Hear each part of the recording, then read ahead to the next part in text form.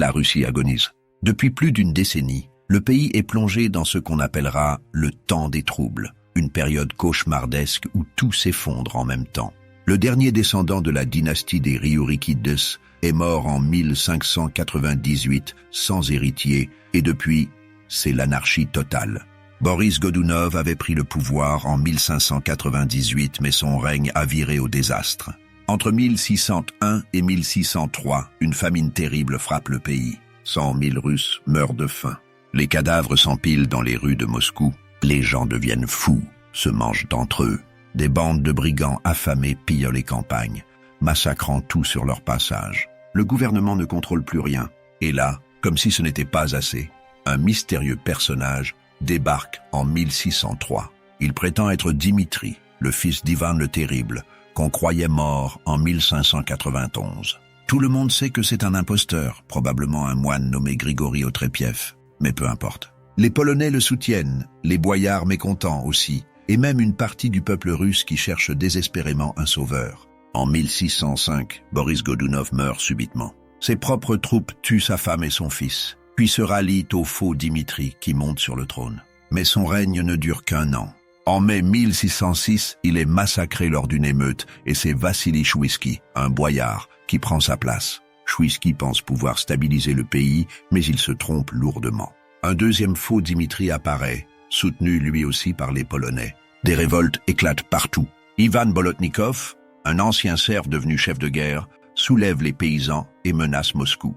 Le pays part littéralement en morceaux. En 1609, le roi de Pologne Sigismond III décide d'en profiter. Il voit une opportunité en or pour étendre son influence sur la Russie, peut-être même y placer son fils Ladislas sur le trône. Il lance le siège de Smolensk, une ville stratégique qui garde la route vers Moscou, et envoie des troupes dans l'ouest de la Russie.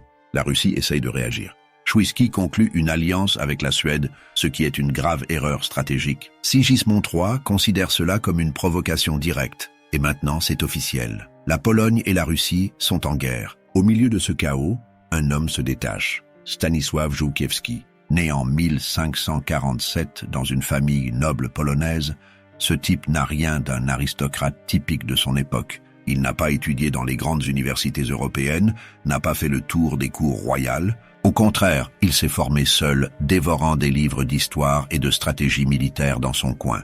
Sa carrière militaire commence sous le roi Étienne Báthory, où il commande une unité de hussards pendant la rébellion de Danzig. Il se bat ensuite en Livonie, à Polotsk, à Pskov, accumulant l'expérience sur le terrain. Ce n'est pas un théoricien, c'est un guerrier qui apprend en combattant. En 1588, lors de la guerre de succession polonaise, il commande l'aile droite à la bataille de Bíczyna et prend une balle au genou qui le fera boiter pour le reste de ses jours. Mais ça ne l'arrête pas. Il continue à se battre, accumule les victoires contre les Moldaves, mate des révoltes cosaques, se bat en Livonie contre les Suédois. Ce qui rend Żółkiewski unique, c'est sa vision tactique.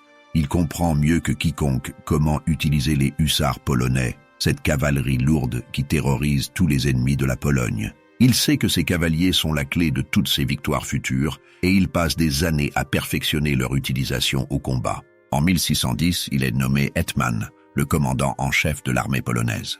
À 63 ans, il est au sommet de sa carrière militaire. Et maintenant, Sigismond III lui confie une mission cruciale, intercepter l'armée russe qui se dirige vers Smolensk pour lever le siège. Żółkiewski ne dispose que de 12 000 hommes, dont environ 6 500 à 6 800 combattants d'élite. Parmi eux, 5 500 sont des hussards ailés, les guerriers les plus redoutables d'Europe. Le reste, ce sont quelques centaines de cosaques et d'infanterie, plus 2 canons. C'est une force ridicule comparée à ce qui l'attend. Pour comprendre ce qui va se passer à Klouchino, il faut d'abord comprendre qui sont ces hussards. Ce ne sont pas de simples cavaliers, ce sont des machines de guerre vivantes, l'élite absolue de l'armée polonaise. Les hussards ont une origine étonnante. Au début du XVIe siècle, ce sont des cavaliers légers venus de Hongrie et de Serbie, des mercenaires, rapides et mobiles. Mais le roi Étienne Báthory les transforme complètement dans les années 1570. Il en fait une cavalerie lourde de choc, recrutée exclusivement parmi la noblesse polonaise la plus riche. Chaque hussard est un noble fortuné qui équipe non seulement lui-même, mais aussi plusieurs serviteurs qui l'accompagnent au combat. Un seul hussard peut arriver sur le champ de bataille avec 3 ou 4 hommes sous ses ordres. Ces groupes forment des bannières de 30 à 60 hussards, commandés par un rotmistre. L'équipement d'un hussard coûte une fortune. Il porte une armure complète en acier, avec une cuirasse couverte d'une peau de léopard ou de lynx. Sur son dos, il fixe 2 arcs de bois d'où s'élèvent des rangées de plumes d'aigle ou de faucon, formant des ailes spectaculaires qui montent au-dessus de sa tête. Certains historiens débattent encore de l'utilité réelle de ces ailes, parade ou protection contre les lassauts tatars. Mais une chose est sûre, elles créent un effet psychologique dévastateur. Son arme principale est la copia, une lance de 5 mètres peinte en rouge avec des fanions dorés. Cette lance se brise à l'impact, c'est prévu. Une fois brisée, le hussard sort son conserve, une longue épée droite d'1,50 m conçue pour embrocher les fantassins à travers leurs armures. Si ça ne suffit pas, il a encore son sabre, puis ses pistolets à rouet. Mais ce qui rend les hussards vraiment invincibles, c'est leur tactique. Contrairement aux autres cavaleries lourdes européennes qui chargent en formation compacte, les hussards avancent en rang lâche. Ça leur permet d'éviter les tirs de mousquet. À 100 mètres de l'ennemi, ils resserrent soudainement les rangs et frappent comme un marteau. Ils chargent au galop, environ 30 à 40 km par heure, ce qui est terrifiant quand on voit ces géants en armure avec leurs ailes foncées sur vous. L'impact est brutal. Les lances transpercent les boucliers, les armures, les hommes. Les lignes ennemies se disloquent sous le choc. Si la charge ne suffit pas à briser l'ennemi, ils se replient, reforment les rangs, prennent de nouvelles lances et rechargent. Encore et encore. Certaines batailles verront des hussards charger 10 fois de suite sans fléchir. Cette endurance tactique est ce qui les distingue vraiment. Leurs chevaux sont spécialement élevés pour ça. Ce sont de grands chevaux puissants, capables de porter le poids énorme d'un cavalier en armure complète et de maintenir un galop soutenu pendant plusieurs charges successives. Un hussard et son équipement pèsent facilement 150 à 180 kilos, mais ces chevaux ne bronchent pas. En 1605, à la bataille de Kirchholm, 4000 hussards polonais commandés par Jan Karol Chodkiewicz ont détruit une armée suédoise 3 fois supérieure en nombre. Les Suédois n'avaient jamais rien vu de pareil. Leurs formations d'infanterie, pourtant considérées comme les meilleures d'Europe, ont été pulvérisées en quelques charges. Les Ottomans eux-mêmes, qui ont pourtant conquis la moitié de l'Europe, redoutent les hussards. Leurs fantassins d'élite, les janissaires, préfèrent affronter n'importe quelle autre troupe plutôt que ces cavaliers ailés polonais. Żółkiewski connaît parfaitement la puissance de ces hussards. Il sait que ce sont eux qui vont faire la différence dans la bataille qui approche. Mais il sait aussi qu'ils ne sont pas invincibles. Face à une infanterie bien retranchée derrière des fortifications, même les hussards peuvent être arrêtés. C'est exactement ce qui va se passer dans les premiers temps de la bataille de Klouchino. Le 24 juin 1610, l'armée de Żółkiewski rencontre l'avant-garde russe près du village de Tsarevo-Zaïmichtche. Cette avant-garde compte 8000 hommes commandés par Grigori Valouyev. Żółkiewski veut les attaquer immédiatement à l'aube, espérant les prendre par surprise et les écraser avant l'arrivée du gros de l'armée russe. Mais Valouyev n'est pas un imbécile. Il comprend le danger et ordonne à ses troupes de se fortifier dans le village. Ces hommes érigent rapidement des palissades, des barricades avec tout ce qu'ils trouvent. Charrettes renversées, poutres, pieux. En quelques heures, Tsarevo-Zaïmichtche devient une mini-forteresse. Żółkiewski arrive trop tard. Les Russes sont déjà retranchés. Ils tentent quand même un assaut, mais ces hussards se heurtent aux fortifications et aux tirs nourris des mousquetaires russes. Ça ne passe pas. Letman comprend qu'il ne peut pas prendre le village de front sans subir des pertes catastrophiques. Il décide donc d'assiéger l'avant-garde. Les Russes sont coincés. Ils sont encerclés, coupés de leur ravitaillement, mais ils tiennent bon. Valouyev espère que le prince Dmitri Chouïski, qui commande l'armée principale de 35 000 hommes, va arriver à temps pour les sauver. Le problème, c'est que Valouyev n'a pas réussi à prévenir Chouïski de la présence de l'armée polonaise.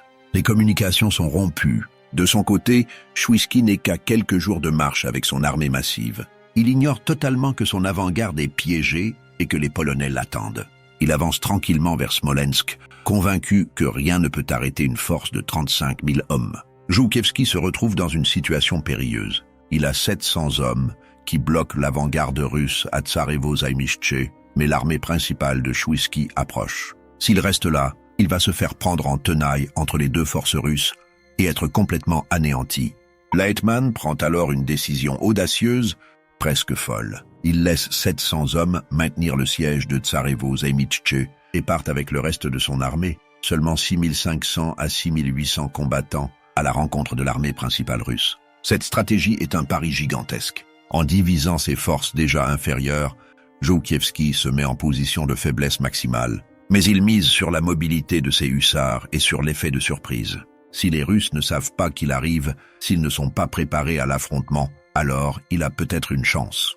Le 3 juillet, les Polonais se mettent en marche. Ils avancent rapidement à travers la plaine de Smolensk, cherchant l'armée de Chouïski. Les éclaireurs polonais repèrent finalement les forces russes près du village de Klouchino.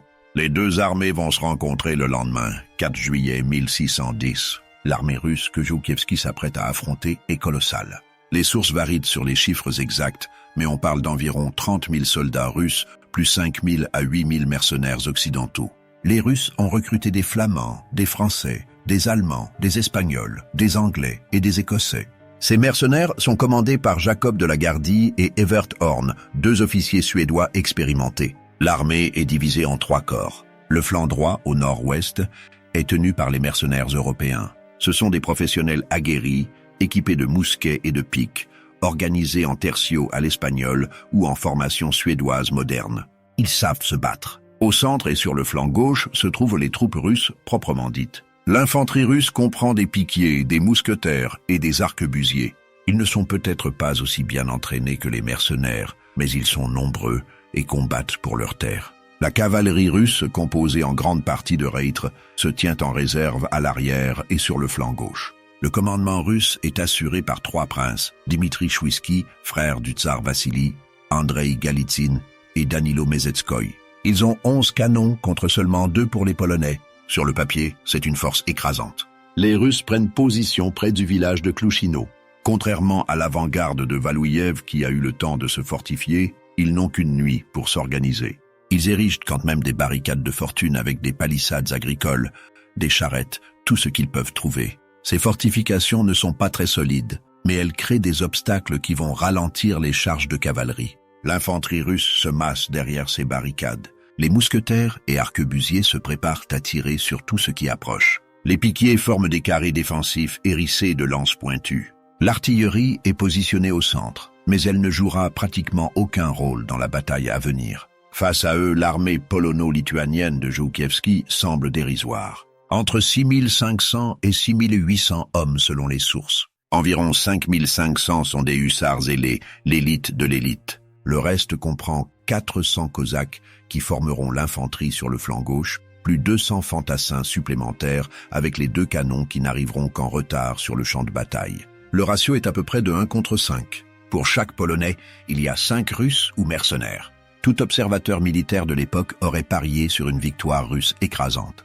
C'est mathématiquement impossible pour les Polonais de gagner. Et pourtant, Joukievski connaît les chiffres. Il sait qu'il est en infériorité numérique catastrophique. Mais il connaît aussi ses hussards. Il sait ce dont ils sont capables quand ils sont bien employés. Et il a un plan.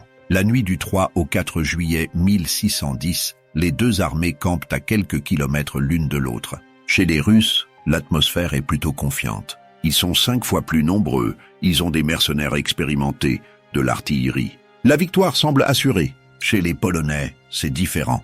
Les hussards vérifient leur équipement une dernière fois. Ils nettoient leurs armures, aiguisent leurs épées, préparent leurs lances. Ils savent qu'ils vont affronter une armée massive, mais ils ne doutent pas. Ils ont confiance en Joukievski et en eux-mêmes. Ils ont gagné contre des adversaires supérieurs en nombre auparavant. Ils le feront encore. Joukievski passe la nuit à étudier le terrain et à finaliser sa stratégie. Le champ de bataille est une plaine agricole relativement plate, parsemée de quelques champs cultivés et de barrières agricoles. Ces barrières vont être un problème pour ses cavaliers, limitant les axes d'attaque possibles. Mais il n'a pas le choix. Il doit attaquer avec ce qu'il a, là où il est. Avant l'aube du 4 juillet, les armées se mettent en position. Les historiens débattent encore des circonstances exactes de la rencontre. Selon certains, les deux camps se sont rencontrés par hasard, avant le lever du soleil, et ont préféré se réorganiser plutôt que de s'affronter immédiatement. Selon d'autres, Joukievski a délibérément choisi d'attaquer à l'aube pour surprendre les Russes encore endormis. Ce qui est certain, c'est que la bataille commence très tôt le matin, dans une semi-obscurité. Les hussards polonais se lancent à l'assaut. La première charge est spectaculaire. Des centaines de cavaliers en armure complète, avec leurs ailes qui se dressent au-dessus d'eux, leurs lances rouges pointées en avant, foncent vers les lignes russes au galop. Le bruit est assourdissant. Les sabots des chevaux qui martèlent le sol, le cliquetis des armures, peut-être même le sifflement du vent dans les ailes des hussards. Les Russes les voient arriver. Les mousquetaires visent, tirent. Une volée de balles de plomb siffle vers les cavaliers. Plusieurs hussards tombent, mais pas assez. La charge continue. Mais alors que les hussards approchent des fortifications, ils doivent ralentir. Les barricades de fortune et les palissades ne sont pas très hautes, mais elles créent un obstacle. Les passages sont étroits. Les cavaliers ne peuvent pas charger tous en même temps. Ils doivent passer par petits groupes à travers ces ouvertures. Et c'est là que l'infanterie russe frappe. Les mousquetaires et arquebusiers tirent à bout portant sur les hussards qui essaient de forcer le passage.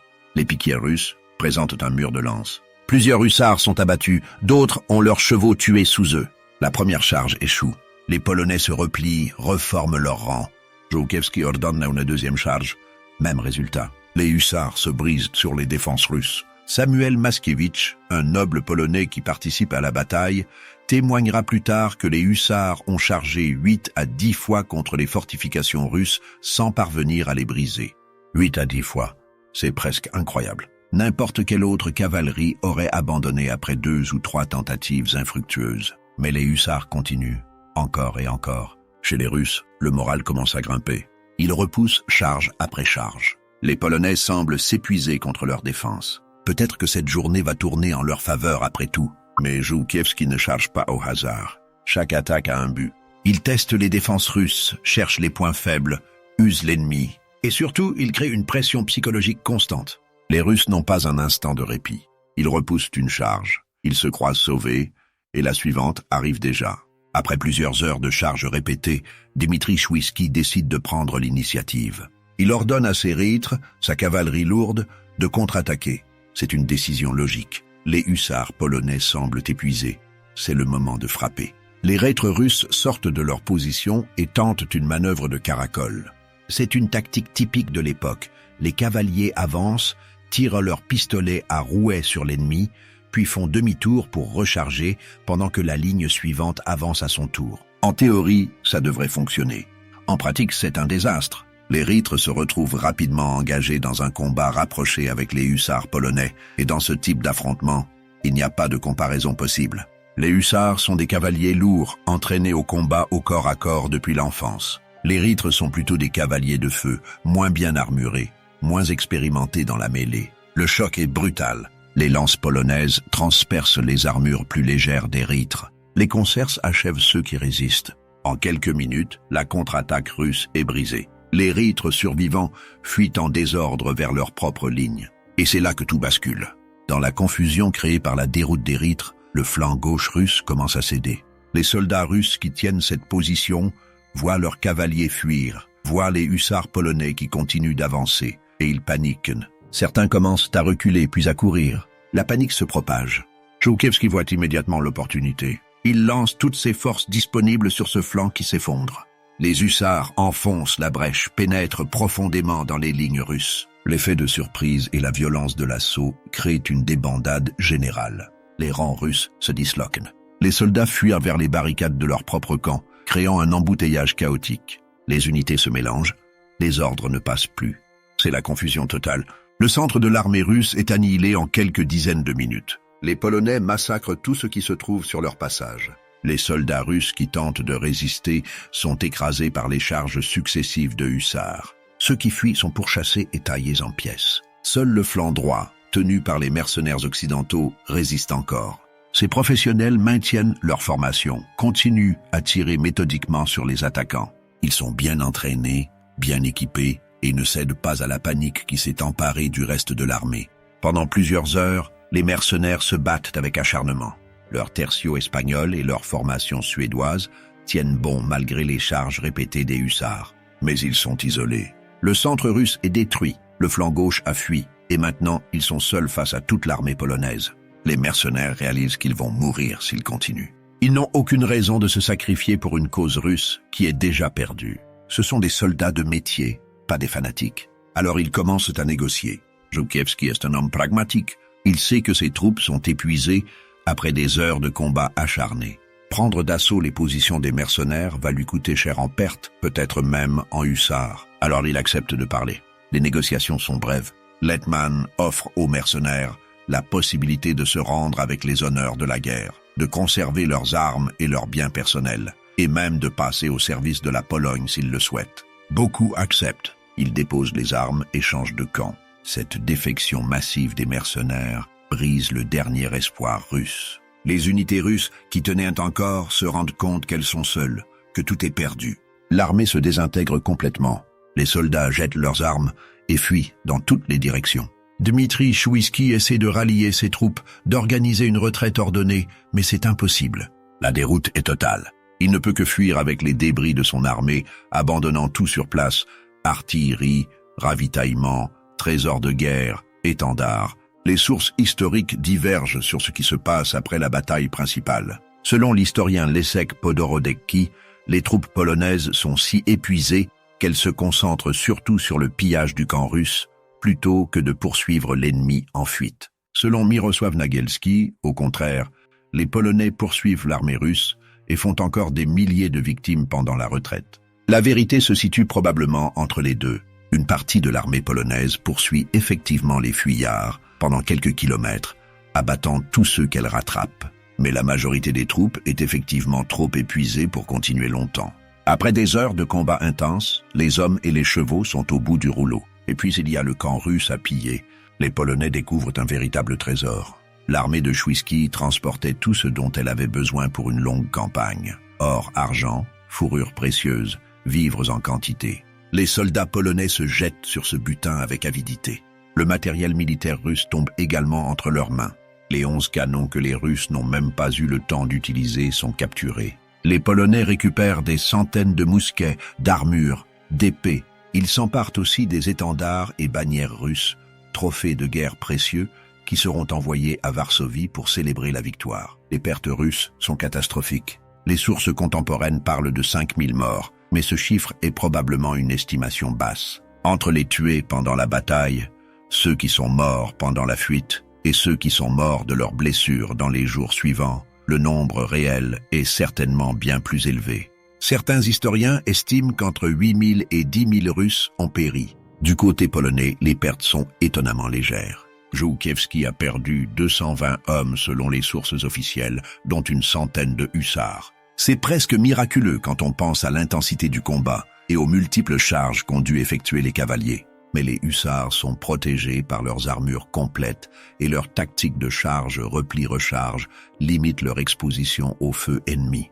La bataille a duré environ 5 heures au total. 5 heures pendant lesquelles 6500 Polonais ont détruit une armée 5 fois supérieure en nombre.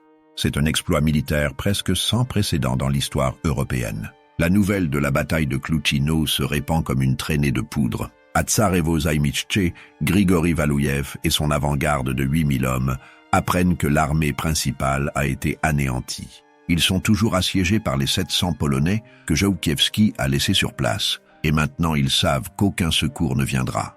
Valouyev capitule sans combattre. Ses troupes se rendent et passent au service polonais, ou sont autorisées à rentrer chez elles. Żółkiewski peut maintenant marcher sur Moscou sans opposition significative. Son armée, renforcée par les mercenaires occidentaux qui ont changé de camp, et par certains Russes qui préfèrent servir le vainqueur, avance vers la capitale du Tsarat. À Moscou, la nouvelle de la défaite provoque un choc terrible. L'armée russe, qui était censée sauver le pays, libérer Smolensk et chasser les Polonais, a été pulvérisée en quelques heures par une force ridicule. Le tsar Vassili IV Chouïski est totalement discrédité. Comment peut-il encore prétendre régner après un tel désastre? Les boyards, l'aristocratie russe décident que ça suffit. Ils ont supporté des années de chaos, d'incompétence, de défaites humiliantes. En juillet 1610, quelques semaines après Klouchino, ils déposent Vassili IV Chouïski. Le malheureux tsar est arraché du trône, forcé de prendre l'habit monastique, et sera plus tard capturé par les Polonais. Le pouvoir passe à un conseil de 7 boyards. Ces aristocrates sont face à une situation impossible.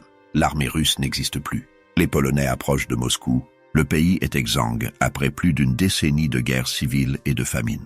Ils doivent trouver une solution rapidement ou la Russie va complètement disparaître en tant qu'État indépendant.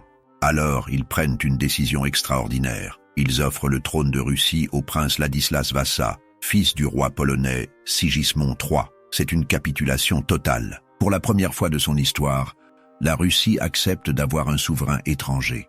Les conditions sont claires. Ladislas doit se convertir à l'orthodoxie et respecter les privilèges de l'aristocratie russe. En échange, il deviendra tsar.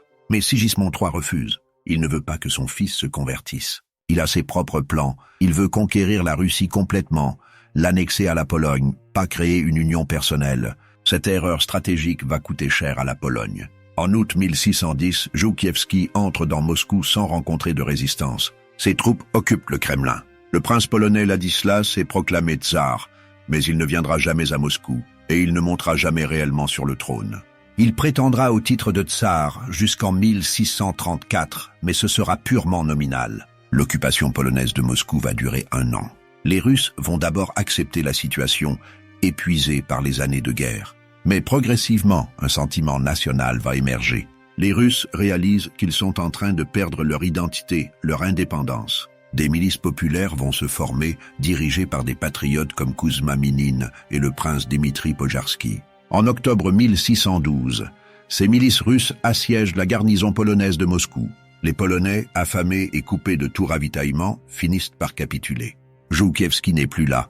Il est reparti en Pologne après avoir installé les troupes d'occupation. En 1613, un Zemski Sobor, une assemblée des États russes, se réunit pour élire un nouveau tsar. Ils choisissent Michel Romanov, un jeune homme de 16 ans issu d'une famille de boyards. Cette décision marque la fin du temps des troubles et le début de la dynastie des Romanov, qui régnera sur la Russie jusqu'en 1917. Comment expliquer cette victoire improbable? Comment 6500 hommes ont-ils pu vaincre 35 000 soldats? Plusieurs facteurs se sont combinés pour produire ce résultat extraordinaire. Primo, la qualité des troupes. Les hussards polonais n'étaient pas de simples cavaliers. C'était l'élite militaire absolue de leur époque. Chaque hussard était un noble riche, entraîné aux armes depuis l'enfance, équipé du meilleur matériel disponible. Un seul hussard valait probablement 10 soldats russes ordinaires. Cette différence qualitative était énorme. Secundo, le commandement. Żółkiewski était un génie tactique. Il a parfaitement utilisé ses troupes, exploitant chaque opportunité, maintenant une pression constante sur l'ennemi. Quand il a vu le flanc russe céder, il a immédiatement concentré toutes ses forces là-dessus. Pas d'hésitation, pas de tergiversation. Il a frappé au moment exact où il le fallait. En face, le commandement russe était fragmenté entre 3 princes qui ne coordonnaient pas vraiment leurs actions. Quand la situation a commencé à mal tourner, ils n'ont pas su réagir efficacement. Dimitri Chouïski aurait dû concentrer toutes ses forces, maintenir ses lignes unies. Au lieu de ça, il a laissé son flanc gauche s'effondrer. Tertio, la psychologie. Les Russes ont été complètement désarçonnés par les charges répétées des hussards. Ils repoussaient une attaque, se croyaient sauvés, et hop, une autre charge arrivait. Cette pression incessante a fini par briser leur morale. Żółkiewski a compris que même sans percer les défenses russes, il pouvait user l'ennemi psychologiquement. Et c'est exactement ce qui s'est passé. Les hussards eux-mêmes créaient un effet de terreur. Voir ces cavaliers géants avec leurs ailes, leurs armures brillantes, leurs lances rouges foncer sur vous encore et encore, c'était cauchemardesque. Beaucoup de soldats russes n'avaient jamais vu de hussards auparavant. Ils étaient terrorisés. Quarto, la défection des mercenaires. Sans cette défection, la bataille aurait pu tourner différemment. Les mercenaires occidentaux tenaient bon sur le flanc droit, et s'ils avaient continué à se battre, ils auraient peut-être permis à l'armée russe de se reformer, de contre-attaquer. Mais ils ont choisi de changer de camp, ce qui a précipité la déroute totale. Cette défection s'explique par le pragmatisme des mercenaires. Ce n'étaient pas des Russes, ils se battaient pour de l'argent, pas pour une cause nationale. Quand ils ont vu que la bataille était perdue, ils ont fait le calcul simple. Pourquoi mourir pour rien alors qu'on peut survivre en changeant de camp? Żółkiewski a été assez intelligent pour leur offrir une porte de sortie honorable. Quinto, la chance. Il y a toujours une part de chance dans les batailles. Si les reîtres russes n'avaient pas contre-attaqué au mauvais moment, si leur charge avait réussi à briser la cohésion polonaise, tout aurait pu basculer. Si les mercenaires occidentaux avaient décidé de se battre jusqu'au bout, les Polonais auraient subi des pertes bien plus lourdes.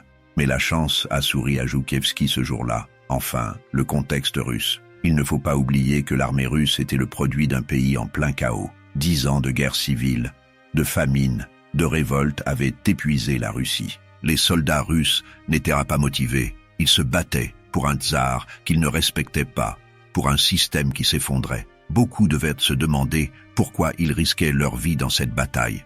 En face, les Polonais combattaient pour leur pays, pour la gloire, pour leur roi. Les hussards se battaient aussi pour leur honneur personnel en tant que nobles guerriers. Cette motivation faisait toute la différence. La bataille de Klouchino est restée dans les mémoires comme l'un des plus grands triomphes de la cavalerie lourde dans l'histoire militaire européenne. C'est l'exemple parfait d'une victoire obtenue malgré une infériorité numérique écrasante grâce à la qualité des troupes et au génie du commandement. Pour les Polonais, Klouchino est devenu un symbole de fierté nationale. La bataille est commémorée par une inscription sur la tombe du soldat inconnu à Varsovie, Kluzin, Moskwa, 2/7e, 28/8e 1610. C'est l'une des rares batailles dont le nom est gravé sur ce monument sacré. Les hussards ailés sont entrés dans la légende. Leur victoire à Klouchino a renforcé leur réputation d'invincibilité. Partout en Europe, on parlait de ces cavaliers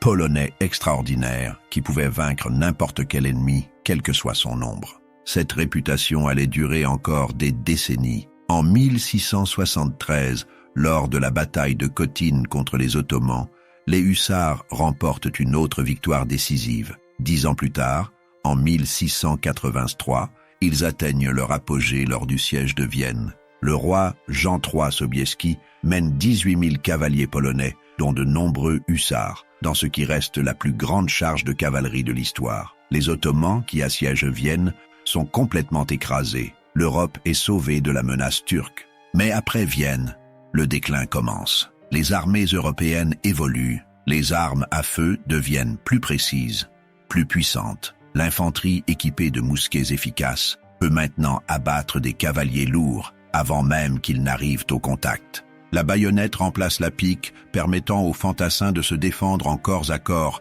tout en conservant leur puissance de feu. La cavalerie lourde devient progressivement obsolète. Les hussards chargent pour la dernière fois en bataille en 1702 à Klisov. Après ça, ils sont rétrogradés à des rôles cérémoniels. En 1776, les hussards ailés sont officiellement dissous. L'époque des charges de cavalerie massive est terminée. L'avenir appartient aux guerres de fusils, d'artillerie et plus tard, de mitrailleuses et de chars. Après Klouchino, Stanisław Żółkiewski est au sommet de sa gloire. Il a capturé Moscou, fait prisonnier un tsar, humilié la plus grande puissance d'Europe orientale. En 1611, il rentre en Pologne avec ses prisonniers illustres, Vassili Katrchwyski et ses frères Ivan et Dmitri. C'est un triomphe, mais l'Hetman est aussi déçu. Il écrit ses mémoires, Początek i progrès wojny moskiewskiej, début et progrès de la guerre de Moscovie, publié en 1612. C'est une critique à peine voilée de la politique du roi Sigismond III. Żółkiewski pense que le roi a commis une erreur stratégique majeure en refusant l'union personnelle avec la Russie. Si Ladislas s'était converti à l'orthodoxie et était devenu tsar, la Pologne aurait pu créer un immense empire polono-russe qui aurait dominé toute l'Europe orientale. Au lieu de ça, l'occupation polonaise de Moscou a suscité un mouvement de résistance nationale russe qui a fini par chasser les Polonais. La Pologne n'a rien gagné au final, à part une guerre qui a duré des années et épuisé le pays. Żółkiewski continue à servir. En 1612, il devient professeur et tuteur de Stanisław Koniecpolski, futur grand hetman. Il retourne en Ukraine pour défendre les frontières contre les raids tatars et les révoltes cosaques. Il propose des réformes militaires pour lever une armée plus importante, mais le Sejm, le parlement polonais, refuse d'approuver ses projets. Sa popularité décline dans les dernières années de sa vie. On lui reproche de ne pas avoir soutenu Samuel Korecki lors de la bataille de Sassowi Rog en 1616, d'avoir signé un traité désavantageux à Jarouga en 1617. Les critiques s'accumulent, mais Żółkiewski ne prend pas sa retraite. Malgré son âge avancé, il a plus de 70 ans, il continue à combattre. En 1620, il mène une campagne contre les Ottomans en Moldavie. Le 7 octobre 1620, à la bataille de Sekora, l'armée polono-lituanienne est mise en déroute par les Turcs. Żółkiewski refuse de fuir. Il reste avec l'arrière-garde essayant de couvrir la retraite de ses troupes. C'est un choix suicidaire, mais c'est aussi le choix d'un homme d'honneur qui préfère mourir au combat plutôt que de survivre dans la honte. Il meurt en combattant, submergé par les janissaires turcs. Son confesseur, le père Simon Wybierski, reste à ses côtés jusqu'à la fin. Après la bataille, les Ottomans profanent son cadavre. Ils décapitent son corps et envoient sa tête à Constantinople comme trophée de guerre.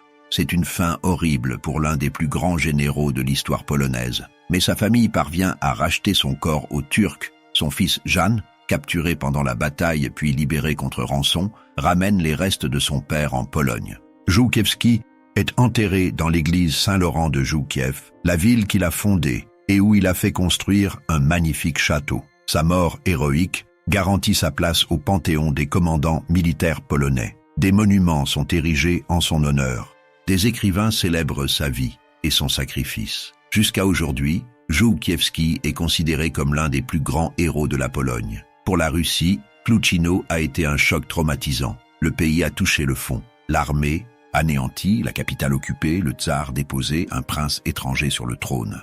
Jamais la Russie n'avait été aussi humiliée. Mais paradoxalement, cette humiliation extrême a provoqué un sursaut national. Les Russes ont réalisé qu'ils étaient en train de perdre leur pays, leur identité. Un mouvement de résistance populaire s'est organisé, pas dirigé par les boyards ou les nobles, mais par des marchands, des artisans, des paysans. Kouzma Minin, un marchand de Nijni Novgorod, a levé des fonds et recruté des volontaires. Le prince Dmitri Podjarski a pris la tête militaire de ce mouvement. En 1612, leurs milices ont marché sur Moscou et chassé la garnison polonaise. L'élection de Michel Romanov en 1613 a marqué la fin du temps des troubles. La nouvelle dynastie a entrepris de reconstruire le pays. Ça a pris des décennies. La Russie est restée affaiblie pendant longtemps, perdant des territoires au profit de la Pologne et de la Suède. Mais progressivement, le pays s'est relevé. Au XVIIe siècle, sous les règnes de Michel, Alexis puis Pierre le Grand, la Russie est redevenue une puissance majeure. Elle a récupéré les territoires perdus et en a conquis de nouveaux. Au XVIIIe siècle, la Russie était devenue un empire gigantesque qui dominait l'Europe orientale.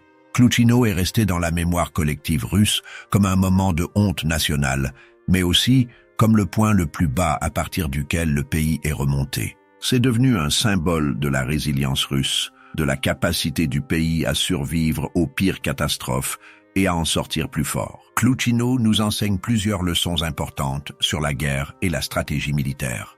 Premièrement, les nombres ne font pas tout. Une petite armée d'élite, bien commandée et motivée, peut vaincre une force bien supérieure si elle exploite intelligemment ses avantages. Żółkiewski n'avait que 6500 hommes, mais c'étaient les meilleurs soldats disponibles, et il a su les utiliser parfaitement. Deuxièmement, la qualité du commandement est cruciale. Żółkiewski a pris des risques calculés, a adapté sa tactique en temps réel, a exploité chaque erreur de l'ennemi.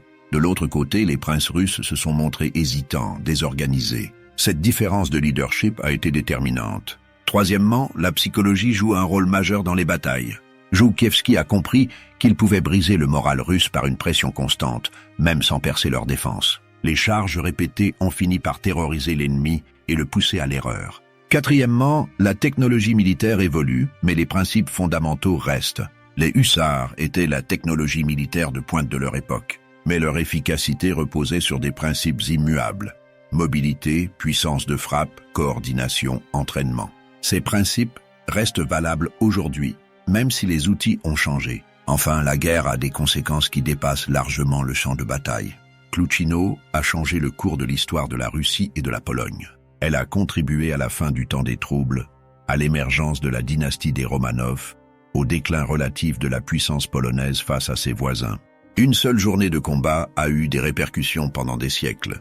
Aujourd'hui, Klouchino reste dans les mémoires polonaises comme l'une des plus grandes victoires de l'histoire nationale. C'est le moment où les hussards ailés ont atteint leur apogée, où un petit État a humilié un géant, où le courage et l'intelligence tactique ont triomphé de la force brute. C'est une histoire de David contre Goliath à l'échelle d'une bataille rangée du XVIIe siècle.